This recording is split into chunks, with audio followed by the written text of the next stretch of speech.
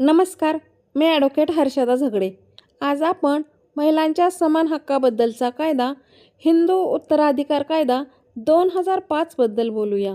1956च्या मूळ कायद्यात बदल करून महिलांना वडिलोपार्जित संपत्तीत मुलांप्रमाणेच समान कायदेशीर हक्क देण्यात आला आहे.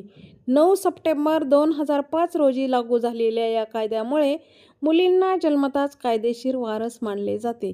मग ती महिला विवाहित असो, अविवाहित, घटस्फोटित किंवा विधवा असो, सर्व महिलांना कायदेशीर माहेरच्या संपत्तीत समान हक्क मिळवण्याचा अधिकार आहे. काही लोकांचे म्हणणे आहे की 2005 पूर्वी वाटप झालेल्या संपत्तीत महिलांना हक्क मिळू शकत नाही. परंतु सर्वोच्च न्यायालयाच्या विनीता शर्मा विरुद्ध राकेश शर्मा सन 2020च्या ऐतिहासिक निकालानुसार 2005च्या अगोदर मालमत्ता वाटप झाली असेल, रजिस्टर वाटप झाली असेल किंवा 2005 पूर्वी जरी वडिलांचे निधन झाले असेल तरीही महिलांना वडिलोपार्जित संपत्तीत समान हक्क मागता येतो.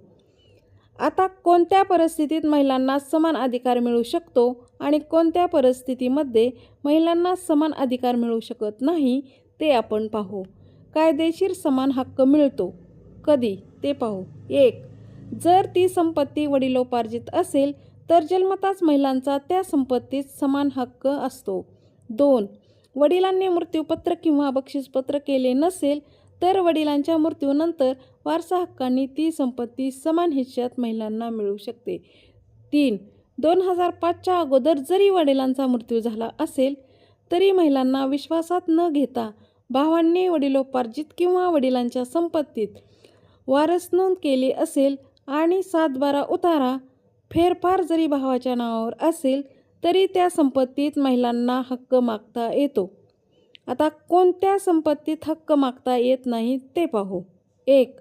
वडिलोपार्जित किंवा वडिलांच्या संपत्तीचे महिलेने रजिस्ट्रारसमोर हक्क सोडपत्र दिले असेल तर त्या संपत्तीत महिला हक्क सांगू शकत नाही. 2. वडिलांच्या स्वकमाईची जमीन जर वडील जिवंत असताना इतर मुलांच्या नावे करू शकतात किंवा बक्षीसपत्र करू शकतात, त्यावेळी अशा परिस्थितीत महिला त्या जमिनीत हक्क मागू शकत नाही. 3. वडिलांनी रजिस्टर्ड मृत्यूपत्र करून ठेवले असेल तर वडिलांच्या मृत्यूनंतर महिलेला त्या संपत्तीत आपला हक्क मागता येत नाही. आता तोंडी संपत्ती किंवा घरगुती कागदावर केलेली वाटणी कायदेशीरदृष्ट्या ग्राह्य धरली जात नाही.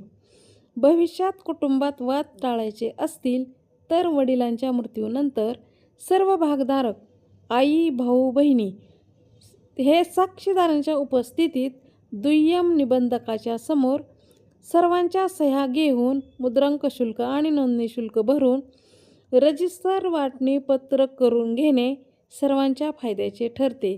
अशा वेळी बहिणीने हक्क सोडपत्र रजिस्ट्रारसमोर दिले असेल तर मग बहिणीला त्या संपत्तीत परत हक्क मागता येत नाही.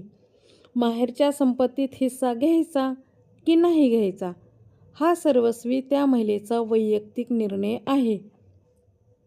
आता कौटुंबिक जबाबदारी काय आहे ते आपण पाहू.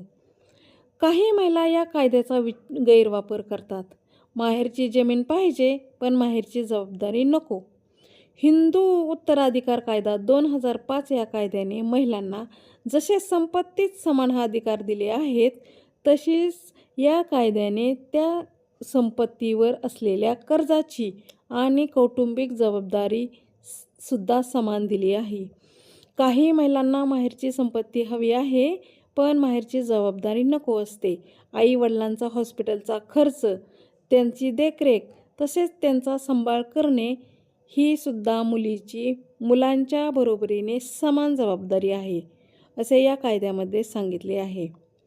हा व्हिडिओ तुम्हाला आवडला असेल तर नक्की शेअर करा, फॉलो करा आणि चॅनलला सबस्क्राईब करा. धन्यवाद.